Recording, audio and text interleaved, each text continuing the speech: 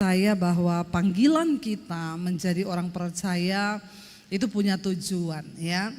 Tujuannya kita dipanggil ini bukan hanya sekedar menjadi Kristen lalu ya jago-jagoan kita nih melayani di mimbar, bisa bahasa roh dan lain sebagainya. Tapi inti dari kekristenan itu sendiri adalah goalnya kita ini mengalami perubahan hidup. Ya, yang dulunya kita melakukan dosa, tapi sekarang kita hidup dalam kebenaran. Tadi pagi saya sampaikan bahwa Yesus datang ke dalam dunia itu membawa kerajaan Allah. Ya, karena itu Roma 14 ayat 17 berkata, sebab kerajaan Allah itu bukan soal makanan, bukan soal minuman, tetapi soal kebenaran, damai sejahtera dan sukacita oleh Roh Kudus. Ya, 3 hal ini yang ada di dalam kerajaan Allah. Kalau kita mau masuk dalam kerajaan Allah, tentu kita harus belajar hidup, menghidupi 3 hal ini. Karena yang ada dalam kerajaan Allah itu kebenaran, damai sejahtera dan sukacita. Nah, kalau kita ini di dunia masih jadi orang yang tukang berantem, marah-marah, hidup kita tidak membawa damai bagi orang, maka bertobat, ya. Karakter itu adalah hal yang paling sulit, ya, di dalam diri manusia. Kenapa? Karakter itu nggak bisa didoakan. Saudara datang sama Pak Pendeta, Pak Pendeta, saya ini orangnya tukang marah, Pak. Doain, Pak, supaya saya nggak bisa marah. Pak Pendeta berdoa dalam nama Yesus, kamu nggak marah-marah lagi. Terus kamu berubah gitu, keluar, halo, shalom. Enggak, ya, bukan begitu, itu kerasukan. Ya. Kita ini ya biasa.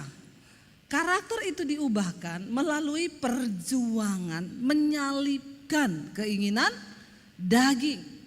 Itu enggak bisa didoakan. Mau sama pendeta siapa aja saudara datang minta didoakan supaya saudara enggak marah-marah, saudara enggak jadi tukang gosip, saudara enggak jadi orang suka tersinggung, saudara enggak jadi orang yang ya karakter-karakter yang apa ya, yang tidak berkenan, itu tidak bisa ditengking, ya. Makanya Yesus berkata, bukan setiap orang yang berseru kepadaku Tuhan, Tuhan yang akan masuk dalam kerajaan Allah, tapi mereka yang melakukan kehendak Bapa. Apa itu kehendak Bapa? Firman Tuhan. Sekalipun kita berseru Tuhan, sekalipun kita ini punya karunia hebat, bahkan Yesus berkata di akhir zaman orang-orang akan datang berkata, Tuhan, aku ini melepaskan orang kerasukan, mengusir setan demi namamu. Aku menyembuhkan orang lumpuh, aku membangkitkan orang mati. Ini kan orang-orang top, orang-orang hebat. Tapi Yesus bilang, aku tidak kenal engkau sebab engkau pembuat kejahatan. Karena karakter yang tidak berubah. Ya, Bapak Ibu coba kita buka Titus pasal yang pertama ayat yang ke-16. Titus pasal yang pertama ayat yang ke-16, di sana firman Tuhan berkata begini, kita baca bersama dengan suara yang keras, 1, 2, 3. Titus 1 ayat 16, 1, 2, 3. Mereka mengaku mengenal Allah, tetapi perbuatan mereka menyangkal Dia. Mereka keji dan durhaka dan tidak sanggup berbuat sesuatu yang baik. Sekalipun kita menyebut kita mengenal Allah, kalau karakter kita nggak berubah, Alkitab bilang mereka itu mengaku mengenal Allah, tetapi ya dengan perbuatan mereka menyangkal Tuhan. Jadi bagaimana kita ini dikategorikan sebagai orang yang menyangkal Tuhan waktu karakter kita ini tidak menjadi berkat. Kalau kelakuan kita nggak berubah, maka kita tuh sudah menyangkal Tuhan. Tapi saya masih Kristen, iya. Saya masih pelayan Tuhan, iya. Saya masih majelis, iya. Kalau engkau selalu tinggal dalam dosa, karaktermu gak berubah, Alkitab berkata dengan perbuatan mereka menyangkal Tuhan. Jadi orang yang murtad bukan orang yang tidak mengaku Yesus. Bukan hanya orang yang dulu Kristen lalu dia meninggalkan imannya. Banyak orang di gereja itu sudah murtad. catat di GIA sini Cipto tidak ada. Di lain tempat banyak. Di sini tidak ada yang ngaku. Ya. Masih duduk di gereja tapi sudah menyangkal Tuhan. Kenapa? Perbuatanmu itu jahat, kata Alkitab. Saudara, saya itu banyak ketemu Kristen aneh-aneh ya hari-hari ini. Sukanya tengking setan. Ya, bawa atribut ya, pakai salib yang besar. Dia pikir setan tuh takut sama salib. Setan tuh gak pernah saudara mau taruh salib besar di rumahmu. Saudara mau pajang foto Yesus pun di situ. Kalau orang yang tinggal dalam rumah itu gak bertobat, karakternya gak berubah, setan tuh gak pernah takut. Ketika bangsa Israel membawa tabut Allah, tabut perjanjian, itu bicara tentang kemuliaan Tuhan. Mereka berpikir dengan membawa tabut itu melawan orang Filistin, maka Tuhan pasti memberi kemenangan. Ketika mereka membawa tabut itu, terpukul kalah, puluhan ribu orang Israel mati. Orang Filistin menang. Lalu mereka bertanya, loh kami membawa tabut ini, tapi kenapa kemenangan tidak di pihak kami? Tuhan bilang, sebab engkau telah berdosa. Engkau tidak bertobat. Engkau hidup dengan karakter kedaginganmu. Jadi sebenarnya kekristenan itu perkaranya hanya satu Bapak Ibu. Bagaimana kita berperang mematikan kedagingan, iri hati, percederaan, roh pemecah belah itu daging. Persinahan, perselingkuhan itu daging. Jangan bilang itu setan. Ada orang selingkuh ditegur, dia bilang gara-gara setan bu. Setan bilang yang setan lu, yang disetan-setankan aku. Yang selingkuh lu, yang salah aku. Ya, Alkitab berkata sebab keinginan daging itu telah nyata, percabulan, kenajisan, ya, roh pecah belah, roh percediraan, ya, apalagi amarah, kebencian, ya, segala yang jahat ada dalam daging kita. Nah, kekristenan itu intinya waktu kita ini dulu hidup jauh dari Tuhan, tidak mengenal Kristus, kita bebas melakukan dosa karena kita takluk di bawah hukum dosa. Tapi ketika Yesus datang dalam hidup kita, mengaku mengenal Dia, Yesus, maka harusnya hidup kita ini diubahkan. Karena kita telah dipindah dari kerajaan setan menuju kepada kerajaan Allah. Nah, kerajaan Allah itu apa tadi? Kebenaran, damai sejahtera dan sukacita. Makanya orang itu kalau hidup dalam kerajaan Allah harusnya hidup itu penuh dengan kebenaran, ada damai dan ada sukacita. Kalau hidupmu itu membawa tidak damai bagi orang, lah makanya engkau itu berarti masih dalam kerajaan setan. Walaupun engkau tiap hari ke gereja, kalau hidupmu di rumah tuh marah-marah, pertikaian, sama istri berantem, sama anak berantem, sama orang berantem. Coba cek, jangan-jangan kau itu masih warga kerajaan setan. Bilang amin. Enggak ada yang amin, memang orang Semarang ini susah bilang amin.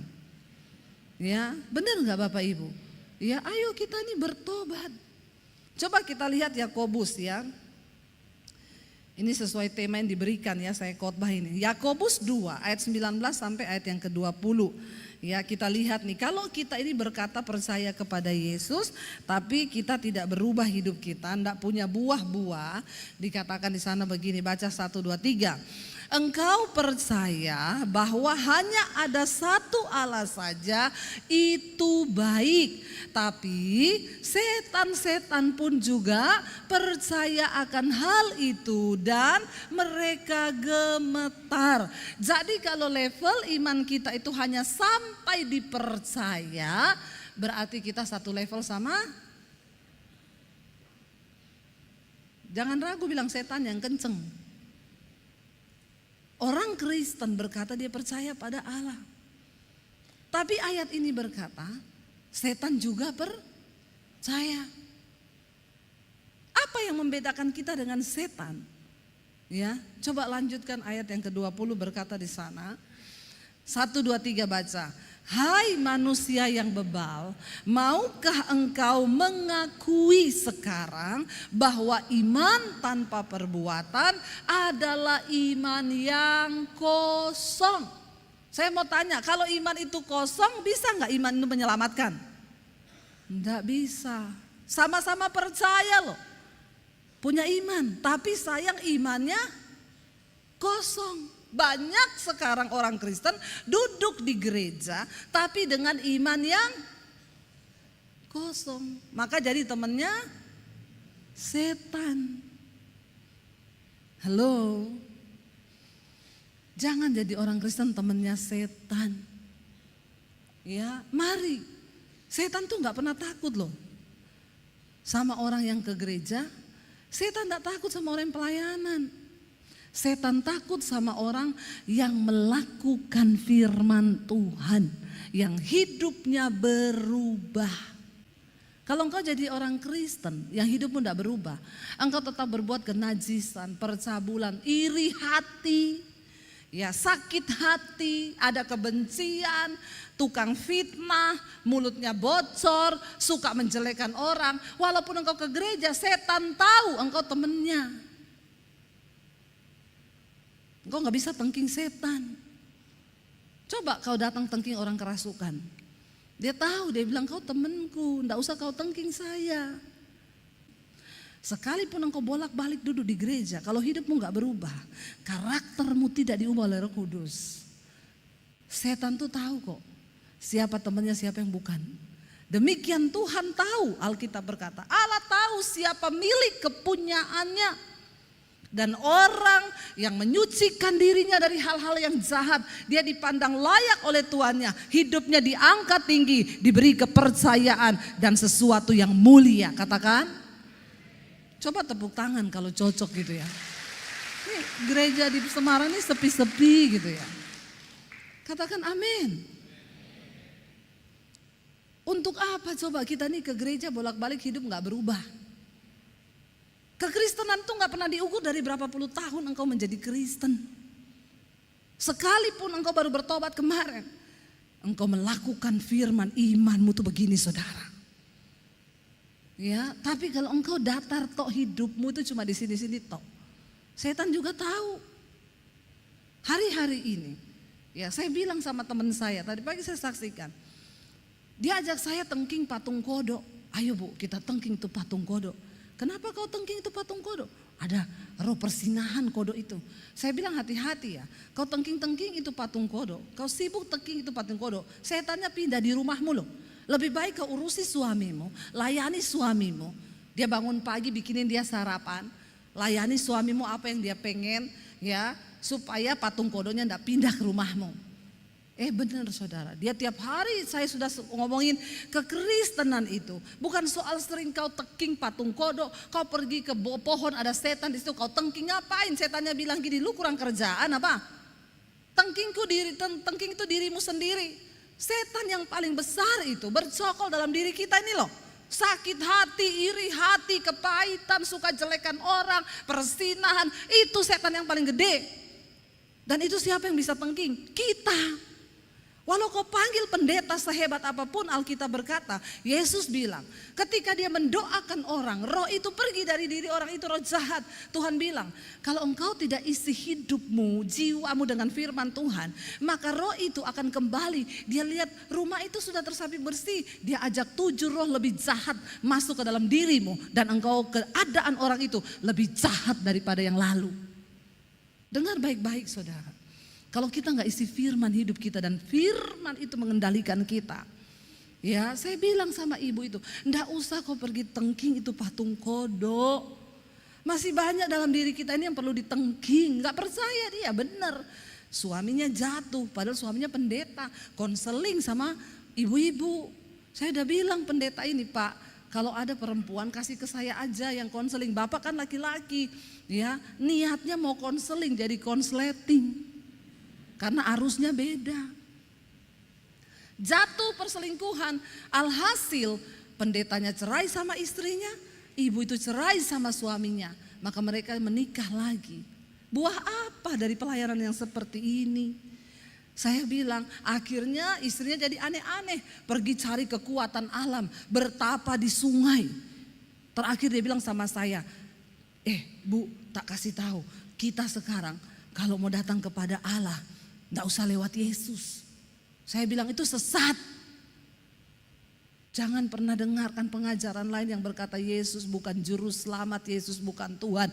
Yesus adalah satu-satunya juru selamat. Sebab tidak ada nama lain di bawah kolong langit ini yang olehnya orang boleh diselamatkan selain di dalam nama Yesus. Saya ini doa pelepasan orang berkali-kali. Pernah saya doakan orang rambutnya panjang berdiri ke atas, matanya mau keluar. Saya bilang ini kalau saya lari, dia ketawa, ini setan, ini Tuhan. Tapi ini setan Tuhan, benar-benar rambutnya berdiri, matanya mau keluar. Saudara, waktu saya ucapkan dalam nama Tuhan Yesus, dia kepanasan. Dia teriak, panas. Coba kalau saudara doakan, dalam nama Daniel, suami saya kan. Dalam nama Bambang. Ya, maka setannya pasti tertawa. Siapa itu Daniel? Siapa itu Bambang? Tapi nama Yesus itu berkuasa loh. Saya mendengar banyak kesaksian orang yang dicengkram ketakutan, yang dicengkram oleh roh jahat. Waktu didoakan dalam nama Yesus, mereka bertekuk lutut karena itu adalah nama di atas segala nama. Amin. Ayo saudara, kita alami perubahan hidup. Ya, karakter itu tidak bisa diminta, didoakan, ditumpang tangan. Makanya saya selalu kalau orang datang, Bu doakan Bu, saya ini terikat rokok. Pak biar saya tumpang kaki kau Pak. Kalau kau tidak ada niat dari hatimu Pak, untuk berubah, bertobat, tidak bisa. Yesus berkata, dia datang sebagai tabib. Tapi orang sakit yang membutuhkan tabib. Masalahnya banyak orang Kristen tidak merasa sakit, padahal banyak yang sakit jiwa, kepahitan, terluka. Akhirnya buah-buahnya itu ya bikin orang tersandung kelakuannya. Ya di luar suka nipu, mulutnya gak bisa dipegang omongannya, di sana lain, di sini lain, berzina, selingkuh, homo. Ini adalah buah-buah dari jiwa yang sakit. Kita perlu disembuhkan jiwa kita. Engkau berkata engkau percaya satu Allah saja, itu baik. Tapi setan pun juga percaya. Iman tanpa perbuatan itu iman yang nol besar. Itulah yang akan terjadi di akhir zaman. Orang-orang datang ngaku-ngaku, Tuhan aku berdoa demi namamu. Aku usir setan demi namamu. Tuhan bilang, aku tidak kenal engkau. Sebab imanmu itu kosong. Engkau bukan pelaku firman. Hidupmu tidak diubahkan, karaktermu tidak diubahkan. Yang terpenting adalah kita diubahkan. Bapak ibu, engkaulah yang tahu dirimu sendiri. Dimulai dari dalam rumah tangga, suami istri itu harus hidup rukun bersama. Katakan amin. Ya, kalau enggak ada masalah, enggak usah dijadikan masalah. Kita belajar berubah, semua orang bisa berubah ketika firman Tuhan itu menguasai hidup kita. Saudara, kalau engkau sudah mengerti kebenaran, maka harusnya kita ini punya jiwa yang sehat. Kita kendalikan jiwa kita ini. Itu bukan pendeta, itu bukan urusannya pendeta. Ya, Daud berkata, hai jiwaku, mengapa engkau tertekan di dalam diriku? Pujilah Tuhan hai jiwaku. Ini bicara tentang karakter yang diubahkan. Di dalam jiwa manusia itu ada pikiran, perasaan dan kehendak. Kitalah yang tahu diri kita kan. Tengking dirimu sendiri. Makanya saya bilang enggak usah sibuk tengking-tengking setan. Ya, sukanya yang aneh-aneh, bawa salib besar, lakukan hal-hal yang aneh-aneh, padahal kekristenan itu cuma satu. Persembahkanlah tubuhmu sebagai persembahan yang hidup, yang kudus, yang berkenan kepada Allah. Itu ibadahmu yang sejati. Apa itu ibadah yang sejati? Bukan waktu saudara nyanyi-nyanyi tepuk tangan di sini. Ya, karena di sini yang nyanyi-nyanyi pun banyak yang jiwanya enggak nyanyi. Dia di gereja. Ya, WL-nya sudah nyanyi dengan semangat, Bapak tadi luar biasa loh, umur 70 loh. Ya masih WL nyanyi, kaulah kuatku, kebanggaan. Tapi ada jemaat yang nyanyi cuma, kaulah kuatku, kebanggaanku, Ini rohnya nggak tahu ya, rohnya kayaknya suam-suam. Orang itu kalau mengalami Tuhan, ya dia, makanya saya bilang ibadah yang sejati itu apa? Waktu engkau mempersembahkan tubuhmu sebagai persembahan yang hidup, kudus, berkenan kepada Allah, itu ibadah yang sejati. Artinya apa? Hidup ini harus diubahkan. Amin. Jangan sampai kita ini dari perbuatan kita ini menyangkal Tuhan. Kalau kita lihat di dalam Yohanes, coba kita buka Yohanes 16, Injil Yohanes pasal 16 ayat 7 dan ayat 8. Ya. Injil Yohanes pasal 16 ayat 7 dan ayat yang ke-8. Apa kata firman Tuhan ketika Roh Kudus turun atas seseorang? Baca bersama. Namun benar yang kukatakan ini kepadamu adalah lebih berguna bagi kamu jika aku pergi, kata Yesus waktu dia mau terangkat ke sorga. Sebab jikalau aku tidak pergi, penghibur itu tidak akan datang kepadamu. Tetapi jikalau aku pergi, aku akan mengutus dia kepadamu, yaitu Roh Kudus. Ayat 8 berkata di sana, kita lihat, dan apa? Kalau ia datang, Roh Kudus datang, ia akan menginsyafkan dunia akan apa? Dosa, kebenaran, dan penghakiman. Kalau Roh Kudus turun atas hidup kita, maka Roh Kudus akan menginsyafkan yang pertama dosa, yang kedua kebenaran, yang ketiga penghakiman. Sehingga orang yang hidupnya dipenuhi Roh Kudus, ya bukan hanya pintar berbahasa roh. Karena banyak orang pintar bahasa roh, tapi kelakuannya itu ya nggak tahu roh apa. Ya bahasa rohnya kenceng, dia bilang roh Kudus, tapi kelakuannya roh halus. Ya mengerikan. Pintar bahasa roh, di rumah berantem, cakar-cakaran suami istri. Tapi kalau di gereja sampai malaikat aja keriting dengernya. Ya, jadi Bapak Ibu, ya ketika Roh Kudus itu penuh atas seseorang, dia akan insyafkan 3 hal ini: dosa, kebenaran, penghakiman. Sehingga orang yang dipenuhi Roh Kudus, dia tahu membedakan ini dosa, ini kebenaran. Orang yang hidup dipimpin Roh Kudus, dia nggak mungkin kepahitan lama-lama. Orang yang hidupnya dipimpin Roh Kudus, dia nggak mungkin ya marah lama-lama, nggak mungkin. Kita tuh ada Roh Kudus ya, 5 menit 10 menit aja di sini tuh alarmnya bunyi. Kamu tuh hatimu nggak bener loh. Ya kamu tuh marah udah 10 menit loh. Lalu kita cepet-cepet, Tuhan ampuni saya Tuhan. Iya Tuhan, aku berkati dia dalam nama Yesus. Udah hidup kita kudus lagi. Dosa, kebenaran, dan penghakiman. Orang-orang yang hidupnya dipenuhi Roh Kudus, dia hidup dalam pertobatan, karakternya diubahkan karena dia tahu bahwa satu saat nanti kita semua akan menghadapi yang namanya penghakiman Kristus. Semua kita akan berdiri. Ya, dikatakan ya, kalau dulu di agama saya dikata Isa Al-Masih itu akan menjadi hakim yang adil di hari yang terakhir. Kristus akan berdiri menjadi hakim. Jadi Bapak Ibu, Alkitab bilang mata Tuhan setiap hari itu menjelajah ke seluruh bumi, melihat orang baik dan orang jahat untuk memberikan upah kepada mereka sesuai dengan perbuatannya. Jadi bapak-bapak, apapun yang engkau lakukan di luar sana, percuma engkau tutupi karena Tuhan itu melihat. Jangan bernubuat, ini bukan nubuat, supaya Bapak ingat. Jangan dengan sombongnya engkau terus berbuat dosa. Bertobat, karaktermu harus diubahkan. Tuhan tidak suka begitu. Bapak lihat berapa banyak bupati mati di hotel lagi sama perempuan. Ya, jadi Bapak pilih aja masuk surga, masuk neraka atau masuk koran. Dia takut saudara. Jangan ibu, jangan sampai saya masuk koran. Makanya bertobat. Bapak ibu, hidup yang diberikan Tuhan ini bukan milik kita loh. Napas ini tuh kita bisa tarik napas. Coba semua tarik napas. Itu anugerah. Amin. Kalau Tuhan tutup, kalau gini mati loh, mati. Kita bersyukur. Kalau hari ini Tuhan kasih kita kesempatan hidup. Ayo kita hidup bagi kemuliaan Tuhan. Bilang Tuhan, ubah karakterku Tuhan.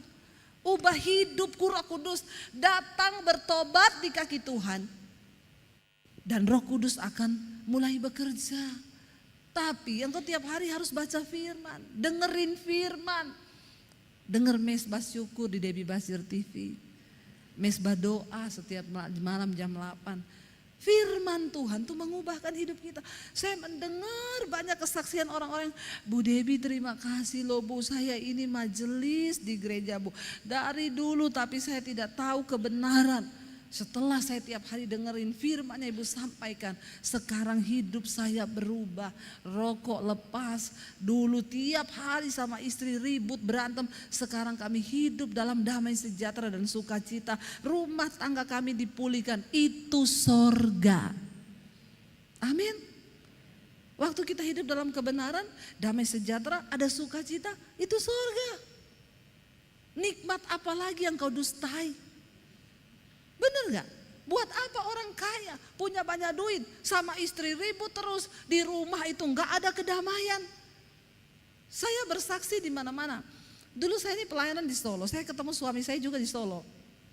14 tahun yang kita di Jakarta 14 tahun. Pernikahan kami itu sekarang masuk 22 tahun. Bapak Ibu, ya, dulu kami ini melayani, ya. Saya tuh dulu naik motor berlima loh, anak 3, kita bonceng 5 loh. Kalau mau ke gereja, aduh ya, yang 2 di depan 1 di belakang, ya duduk itu sampai separuh tuh sudah nggak di jok motor. Itu saya pernah alami. Kalau ada duit, kita hari Sabtu, ayo kita ke mall yuk anak-anak, dengan duit yang ada, beli nasi goreng 2 buat berlima, ya beli es tehnya 2 buat berlima. Apakah kami tidak bahagia? Kami bahagia. Kami bahagia. Kenapa? Karena ada kebenaran, damai sejahtera dan sukacita. Makanya saya tuh bilang uang itu nggak bisa beri kebahagiaan. Saya udah temukan banyak orang kaya raya ya. Dalam rumah makanan berlimpah, uang banyak, mobil mewah, ribut tiap hari berantem.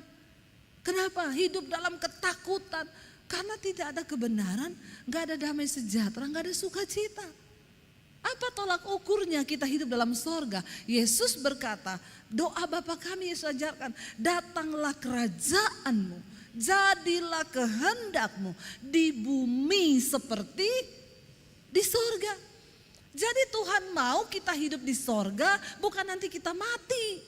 Sekarang ini loh, Tuhan mau engkau hidup di dalam kerajaan Allah. Apa kerajaan Allah itu? Roma 14 ayat 17, kebenaran, damai sejahtera dan sukacita. Walaupun uang kita pas-pasan, kita hidup dalam kebenaran, damai sejahtera, ada sukacita. Siapa bilang saya tidak bahagia? Saya bahagia dari dulu. Bersama dengan suami kami lewati semua. Ya, malam kami ajak anak-anak berdoa bersama gandeng tangan. Enggak punya uang, ayo dek kita berdoa sama Tuhan ya, supaya kita bisa bayar cicilan rumah. Kita doa sama Tuhan sama-sama. Tuhan menjawab. Itu damai, itu sorga Bapak Ibu.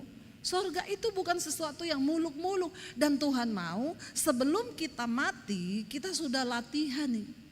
Latihan di dunia ini hidup dalam kerajaan Allah. Supaya nanti ketika kita di sorga udah gak bingung. Jangan ada nanti di sorga marah-marah, berantem. Malaikat bilang salah tempat kau. Ya, di sorga gak ada orang marah-marah. Di sorga gak ada orang galau. Di sorga gak ada orang ketakutan. Di sorga yang ada orang yang hidup dalam damai sejahtera, sukacita. Di dalam kebenaran, Alkitab berkata, di mana ada kebenaran, di situ tumbuh damai sejahtera. Dan di dalam damai sejahtera ada sukacita yang berlimpah. Ini loh yang sesungguhnya orang mau pergi cari healing ya, hari-hari ini kan ngomong, wah mau jalan-jalan ke luar negeri healing. Foto-foto di luar negeri healing, pret. Kalau engkau tidak tinggal dalam kebenaran, maka hidupmu gak pasti damai. Itu semua pencitraan toh. Healing itu di mana? Dalam kebenaran. Waktu engkau tinggal dalam kebenaran, ada damai sejahtera di situ, ada sukacita yang melimpah. Karena itu Bapak Ibu, ya mari kita menyadari bahwa ya kita ini hidupnya harus diubahkan. Minta supaya Tuhan mengubahkan hidup kita, ya supaya tadi Alkitab berkata, ya ayo kalau hanya percaya saja, maka itu artinya kita satu level sama setan. Tapi ketika kita ini, Alkitab berkata, Yesus bilang, bukan orang yang berseru padaku Tuhan, Tuhan, tapi mereka yang melakukan kehendak Bapa. Kalau kita melakukan firman, itu artinya karakter kita diubahkan. Buang kepahitan, buang kebencian, buang segala hal yang jahat. Saya mau ngomong, coba saya jamin, sebab Alkitab juga menjamin. Orang yang hidup dalam kebenaran, dia pasti tinggal dalam damai sejahtera. Apa yang merampas damai sejahtera manusia? Dosa. Apalagi kalau engkau bersekutu dengan setan, itu pasti yang ada ketakutan. Ya, pasti yang ada hal-hal yang membuat hidup kita ini nggak damai. Saya juga kemarin dengar kesaksian dari salah satu jemaat, ya dia cerita bagaimana ya ketakutan tiap hari, ketakutan. Bayangkan sampai mau tidur malam aja, mau ke toilet aja suaminya harus temenin ke toilet. Ya, terus tiap malam suaminya harus pegang-pegang pundaknya, ya supaya dia nggak ketakutan, saudara. Sampai berobat ke dokter, ya nggak ada apa-apa. Berobat ke sini nggak ditemukan apa-apa. Akhirnya ternyata cuma satu. Ketika Tuhan lepaskan roh ketakutan itu, ya barulah ada damai sejahtera di dalam dirinya. Ayo Bapak Ibu, kita sungguh-sungguh yuk jadi pelaku firman Tuhan. Jangan hanya jadi pendengar saja. Ya, firman Tuhan berkata, kalau seseorang hanya mendengarkan firman dan dia tidak melakukannya, dia itu seumpama orang yang mengamat-amati mukanya di depan cermin. Lalu dia pergi, dia segera lupa bagaimana mukanya. Saya berdoa kita ini semua menjadi pelaku firman dan bukan hanya pendengar. Supaya nanti satu saat Tuhan datang, bahkan satu saat kita mati nih loh dipanggil Tuhan. Siapa yang sudah siap mati? Enggak ada yang siap mati. Saudara, engkau siap atau tidak? Yang namanya mati itu pasti datang. Jadi daripada tidak siap, lebih baik siap. Bagaimana menyiapkan diri? Bukan pergi beli tanah di kuburan yang mewah. Bukan siapin peti yang mahal. Siapkan diri untuk menyambut kematian. Bereskan jiwamu ini loh. Dari amarah, kepahitan, kebencian, kedagingan, segala macam dosa itu buang. Bilang Tuhan bersihkan hidupku. Orang yang sudah hidupnya itu diubahkan Tuhan, dia bisa berkata, bagiku hidup adalah Kristus, mati adalah sebuah keuntungan. Amin. Jadi saya mau bilang sama Bapak Ibu, lebih baik persiapkan diri. Sebab kita gak tahu kapan kita mati. Ya, teman saya loh, landing di airport sama suaminya, mau jalan-jalan ke Bandung ketemu keluarga, anak-anak. Nunggu bagasi di bandara, istrinya bilang, "Pak, aku tak ke toilet, tunggunan bagasinya." Ya iya, istrinya balik 10 menit. Loh, suamiku mana ya? Loh, itu kok orang ngumpul-ngumpul. Dia lari, suaminya udah jatuh, meninggal di bandara 10 menit. Siapa yang tahu hidup ini? Bahkan dalam waktu 5 menit kita semua tidak tahu. Kenapa kita harus bergantung kepada Tuhan?